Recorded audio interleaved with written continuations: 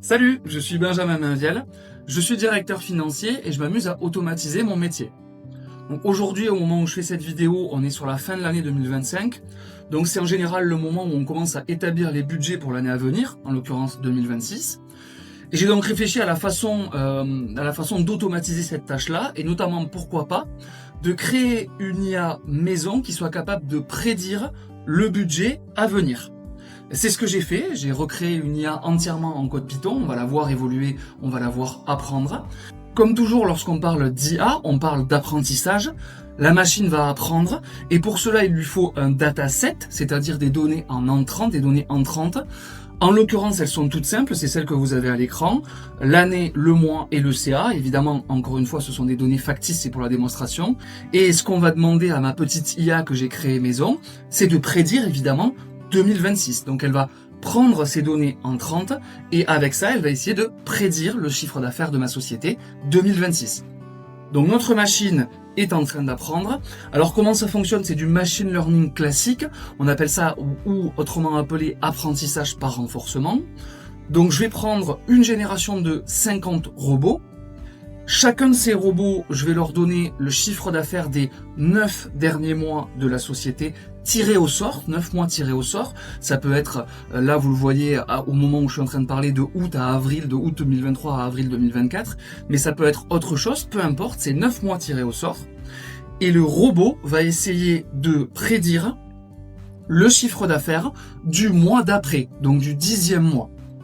On fait ça avec une génération de 50 robots. Donc on vient opposer la prédiction de mon petit robot avec le réel. Évidemment, plus sa prédiction est proche du chiffre réel, plus on lui donne de points, avec un système de récompense que vous avez en bas à gauche de la vidéo, en bas à gauche de l'écran.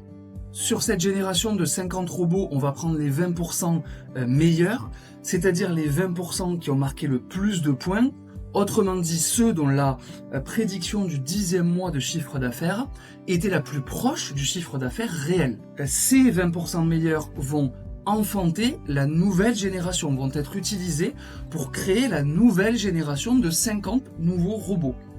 Et c'est comme ça qu'au fil des générations, exactement comme la sélection naturelle, on obtient des robots toujours plus intelligents, puisqu'à chaque fois, on prend les 20 plus intelligents de la génération d'avant pour engendrer la génération d'après. Ça, c'est vraiment un fonctionnement type d'apprentissage par renforcement et ou de machine learning. C'est comme ça qu'on crée une IA. Donc là maintenant, on va accélérer le temps pour permettre à l'IA d'apprendre.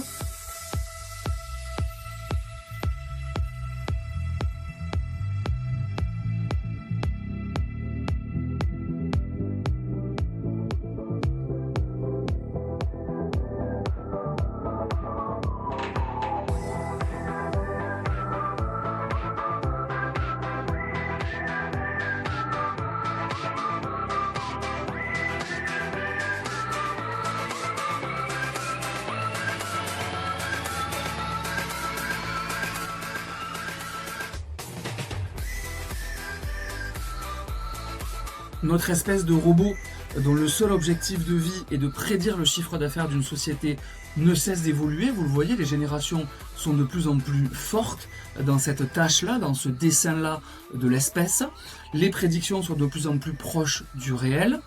Sachez que dans le code, j'ai également codé un moment un petit peu charnière où l'IA va commencer, lorsqu'elle prendra confiance en elle, à prédire notre chiffre d'affaires de l'année 2026, puisque c'est quand même ce que l'on voulait.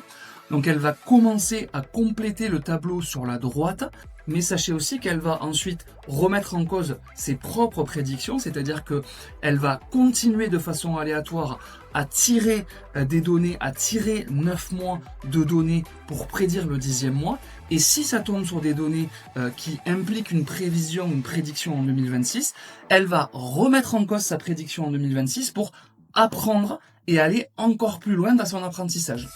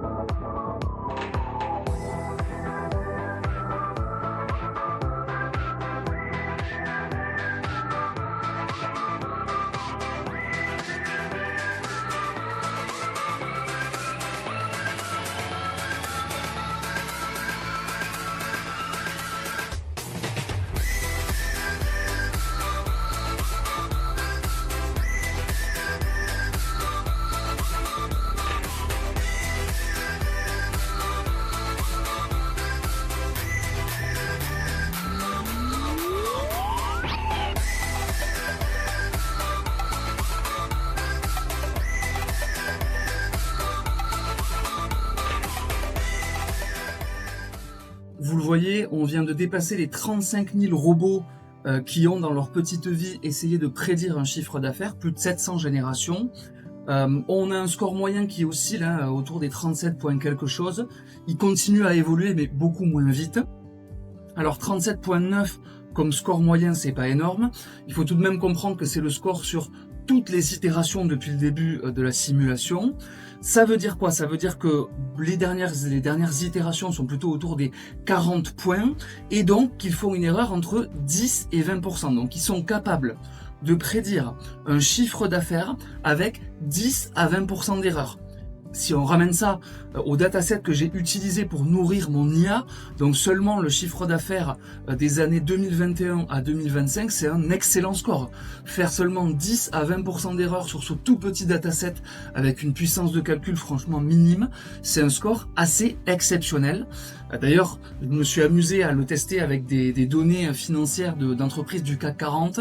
J'ai pris tous les chiffres d'affaires beaucoup plus anciens, quasiment pour certains sur toutes les années 2000, et on approchait carrément des scores allant de 85 à 95, c'est-à-dire une marge d'erreur entre 1 et 5%. Voilà, on va laisser notre petite IA apprendre et continuer à essayer de prédire le chiffre d'affaires de notre société.